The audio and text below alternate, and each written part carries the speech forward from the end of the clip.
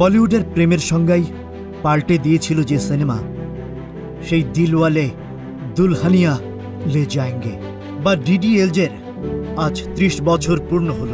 ১৯৯৫ সালের ২০ অক্টোবর মুক্তি পেয়েছিল আদিত্য চোপড়া পরিচালিত এই ব্লকবাস্টার।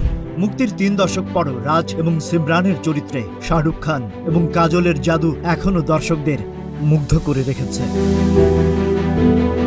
এই সিনেমার প্রেম কাহিনী যেমন নতুন ধারা সৃষ্টি করেছিল, তেমনি অমরেশ পুরী অভিনীত সিমরানের বাবা বলদেব সিংহের চরিত্রটি ছিল নিয়ন্ত্রিত স্বাধীনতার প্রতীক। অভিনেত্রী কাজল স্মৃতিচারণ করে বলেছেন, সুইজারল্যান্ডে বন্ধুদের সঙ্গে কাজ করার সেই সময়টা ছিল দারুণ মজার। এমনকি শুটিংয়ের পাগলাটে ঘটনা, যেমন শাড়ি পরে গরুর খোয়ারে শুটিং বা পাহাড় থেকে গড়িয়ে পড়ার কথাও আজও ভোলেননি তিনি। শুধু রাজ সিমরানের রসায়নী নয়, যতীন ললিতের সুরে এই সিনেমার গানগুলো কালোজয়ী। মেরে খোয়াবো মে, মেহেন্দি লাগাকে রাখনার মতো গানগুলো এখনো জনপ্রিয়তার তুঙ্গে। সঙ্গীত পরিচালক যতীন ললিত জানিয়েছেন, ৪-৫ মাস ধরে গানগুলো তৈরি হলেও ৩০ বছর ধরে যে এমন জনপ্রিয়তা পাবে তা ভাবেননি তারা।